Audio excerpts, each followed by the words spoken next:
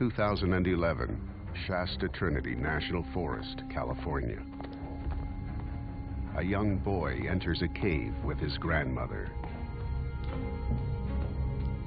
And then she pulls out a piece of paper and in the boy's words says, "Could you please go poo on the paper?" And the boy explained that, "No, I didn't have to." She got upset. She tried to explain to him again that he had to do this, and he said that he couldn't. And the boy explained that at about this time, he realized that he's not talking to his grandmother, but he's talking to something else.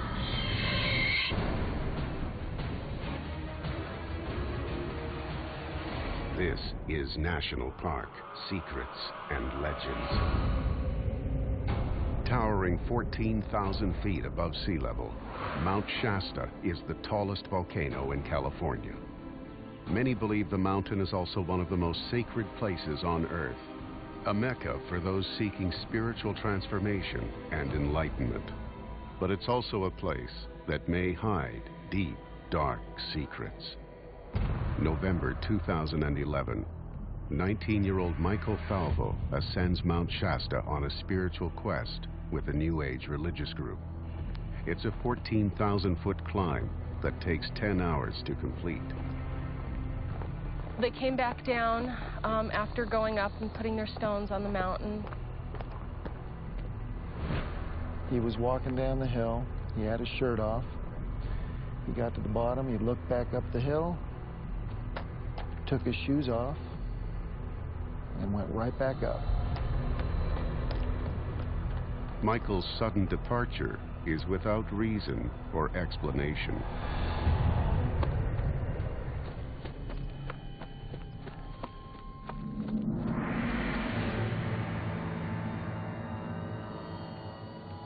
Michael had mild asthma, and already being up the mountain once, and then, hoofing it back up there a second time. You get up to 7,500 feet, and it gets very thin up there. Temperatures at night plummet to minus 10 degrees at this altitude.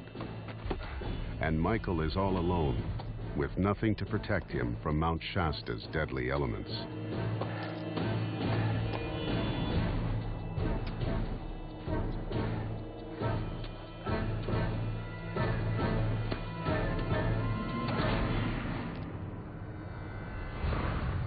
Passed out and then, of course, died of exposure.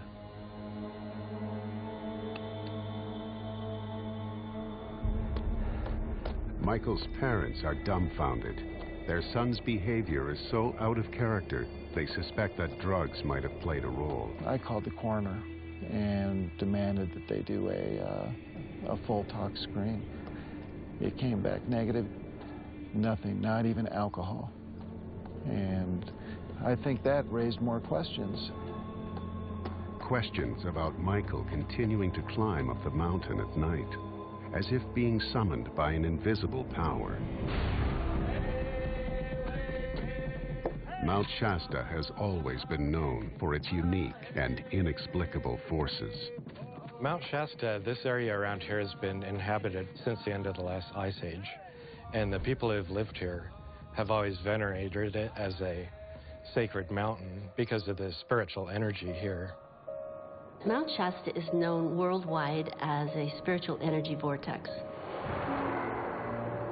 There's people coming from everywhere to feel the energy of the mountain. But is the alleged energy of Mount Shasta drawn from a dark source?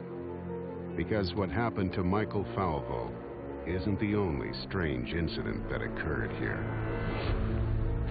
In August 2000, a recently widowed woman seeking solace is drawn to the legendary mountain. Rosemary Kutz was a 70-year-old woman that had led a difficult life. She and her husband were got in a very serious auto accident where her husband had died. To help recover from the tragedy, Rosemary takes part in a week-long spiritual cleanse in a lush forest near Mount Shasta. One morning, Rosemary decides to spend the day alone. She wanted some type of spiritual retreat, maybe some meditation point where she could speak or communicate in some way with her husband. She walked to the other side of the lake. And this was the last time anyone ever saw her.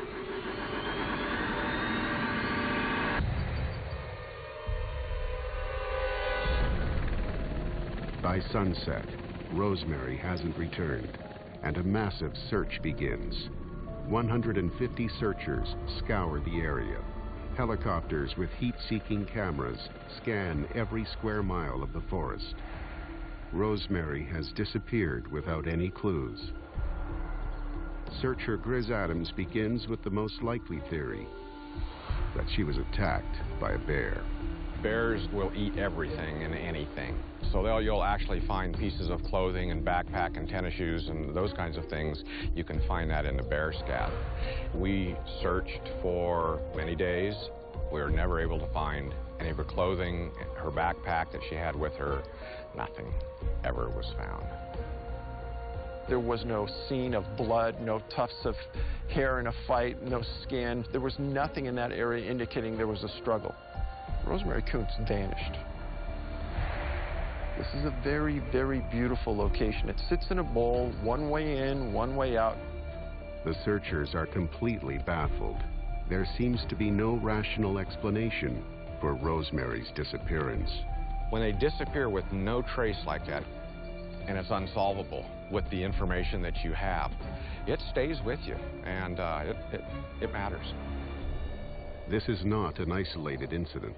Many have disappeared in and around Mount Shasta, but how many, no one can say. When we filed the Freedom of Information Act request, we were told that there was no way for them to find out how many people exactly were missing. Are park authorities concealing a rash of missing persons and other mysteries on Mount Shasta? Many believe there's a hidden connection among these countless disappearances. September 2nd, 2011. A family was camping just near the base of Mount Shasta. It was late in the afternoon, sometime about 5:30 or 6:30, and something unusual happened. Their 3-year-old boy disappeared.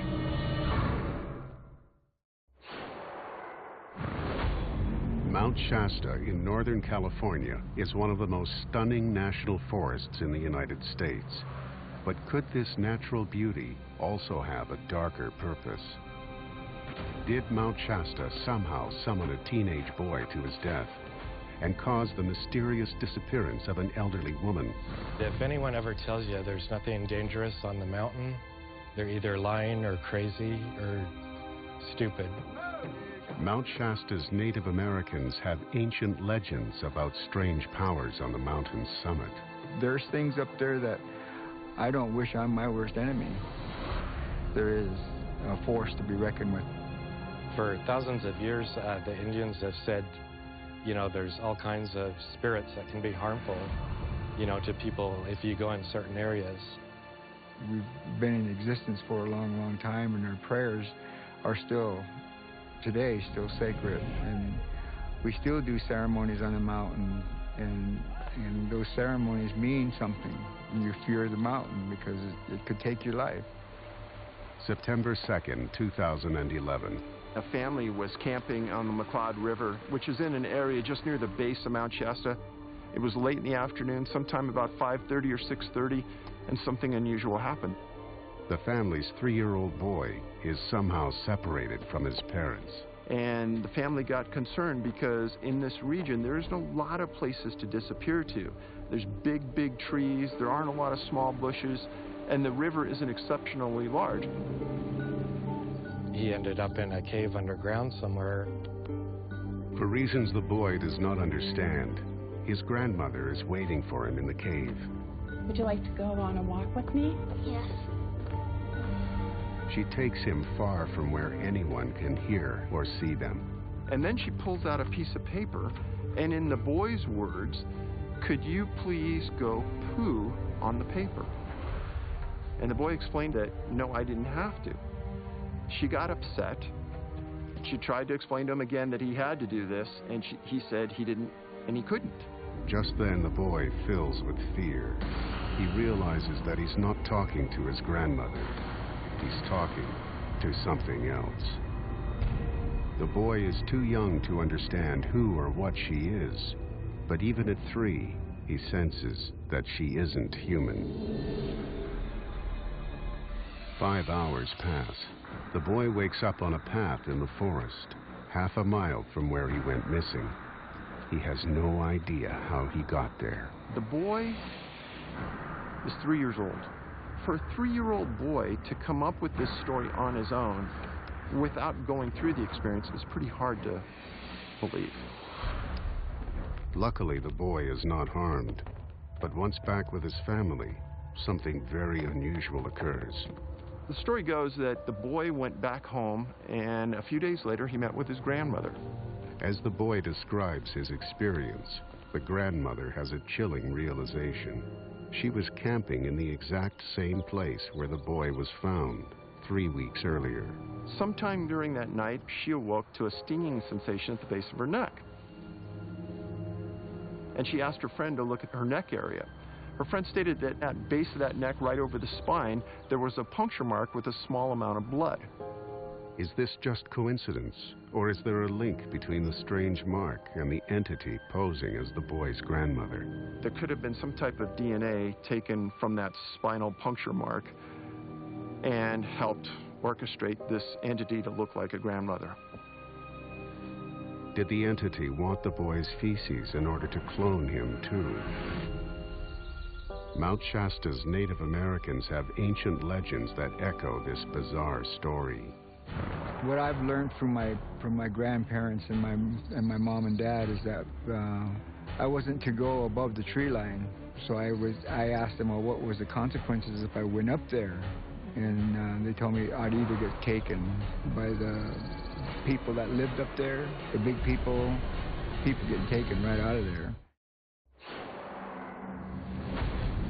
Mount Shasta is California's tallest volcano and a place of legendary spiritual power. But dozens of unusual deaths and disappearances dating back a century cast a shadow of uncertainty. Mount Shasta's native tribes believe those who are responsible dwell above the tree line. But who or what could they be? 1983. Jack Tom is a young Karuk Native American whose tribe has been at Mount Shasta for 10,000 years. Since he was a boy, his elders have warned him to never venture above the tree line. I was supposed to stay down below the tree line. I asked questions to him, why wasn't I allowed up there? Despite warnings from his family and tribe, Jack decides to venture into the forbidden zone. Me and my girlfriend was up there camping out, and we were camping in a spot just right above the tree line. And I was going, well, you know, maybe we should move down a little bit. And she was like, no, we're fine right here. And so I was sitting outside and looked up on the hill. And here's these two big, gigantic people standing there. I said, you need to come out here and take a look at this. And so she came out and she looked at it, and her mouth just dropped right open. She was, oh my God. It was something like you got scared, you know, that kind of chill. It's just like goosebumps all over you. Okay, let's close our eyes. We both closed our eyes at the same time to make sure that, well, maybe we're just seeing things. And we did that 3 times, and on the 3rd time they were gone. It was like really scary, and it was something that I never wanted to see again. And so we left. We got off the mountain that night. Stories of encounters with these strange entities reach back over 150 years. And there have been stories of Northern California starting from the late 1800s of people who are hiking in the area, meeting mysterious strangers who then suddenly disappear. Who are these mysterious figures that allegedly live above the tree line? Author David Hatcher Childress believes they are Lemurians, descendants of an enlightened race that lived on a continent connected to Northern California long ago. You have these ancient lost continents that are over 10,000 years old. One is the famous Atlantis, Another was said to exist in the Pacific area, and it's called Lemuria. And it too would have been an advanced civilization with boats and ships that went around the world and would have gone, say, to North America or South America and Asia as well. Besides Jack Tom, many other people have reported seeing strange human-like figures around Mount Shasta, which many believe are Lemurians. When Lemuria sunk, they actually relocated into different locations all around the world. One of the places that they relocated was Mount Shasta. Some believe the Lemurians have transformed Mount Shasta into an energy vortex that lures thousands of visitors each year. They are fifth-dimensional beings, which means they're vibrating at a higher frequency than me, and oftentimes they're just seen as spirits. And so one of their goals is to help us surface dwellers remember how to live in peace and harmony. Jack Tom's experience echoes this theory. He recalls feeling more than just fear when coming face to face with the Lemurians. It was kind of eerie, kind of scary, but yet it was exciting, inviting, and it was like saying, come on, you can come home now. It was nice to feel that, to feel the acceptance of them. If the Lemurians are the reason for Mount Shasta's reputation as one of the most spiritual places in the world, why are people mysteriously vanishing from the mountain? Are the Lemurians conducting genetic experiments, cloning people like the Lost Boy's grandmother? I believe that they are manipulating people for abduction purposes, for the procedures of changing our DNA. Could this also explain what happened to Rosemary Kuntz, who disappeared without a trace from a lake near Mount Shasta? Like, how can somebody just disappear, off the face of the earth?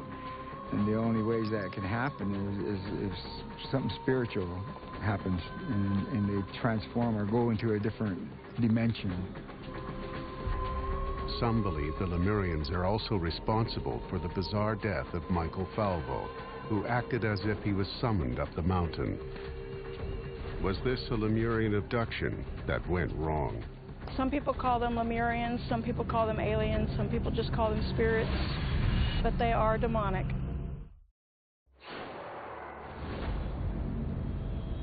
Many believe Mount Shasta is a beacon of spiritual light for people around the world because of an advanced race called Lemurians who live high up on the mountain. Others hold the Lemurians responsible for Mount Shasta's dark forces, forces that might have led to hundreds of unexplained incidents in the area, including the disappearance of Rosemary Kuntz, the luring of a young boy away from his family by an entity posing as his grandmother, and the tragic death of Michael Falvo that left his parents devastated. Yes, I think there is a force up there that pulls these people in. I mean, it's serene and beautiful, and I can understand why people come up here. But, it's just very dangerous. Was Michael overwhelmed by the unseen forces on Shasta's mystical slopes? When somebody has had a spiritual awakening or opening that just kind of blasts them wide open, there's negative energy, dark forces, and things like that you can run into up there. Are those dark forces the Lemurians themselves? Some people call them Lemurians, some people call them aliens, some people just call them spirits, but they are demonic. Some believe a secret Lemurian city is hidden within Mount Shasta's vast caves and volcanic tubes. It's estimated there's tens of thousands of caves. This whole area is just literally hollow underground. These caves could be the reason why the Lemurians sought refuge at Mount Shasta after their continent was destroyed. In the continent of Lemuria, they were used to living in tunnels underneath the city anyway. So they ended up in tunnels underneath Mount Shasta. After spending millennia building their secret underground city, some believe the Lemurians are now planning their next move. These demonic beings live in the mountain, and I believe there's going to come a time when they're going to actually live among us. and that time may be now. Some people claim that they are among us already. Why would a non-human species hiding for thousands of years suddenly step into plain view? I believe they want to breed with us. It's in fact about changing our DNA. Rather than being an epicenter for spiritual seekers, Mount Shasta may have a much more sinister purpose. Some believe that the Lemurians may be planning an invasion of the human species. I believe they're coming for a super war, between the natural and the supernatural. Oftentimes, stories are just stories, but as strange as it seems, there really is something going on here. I know what I seen, I know what I felt. There is a force to be reckoned with up there. They're not from this world. They're here to conquer Earth.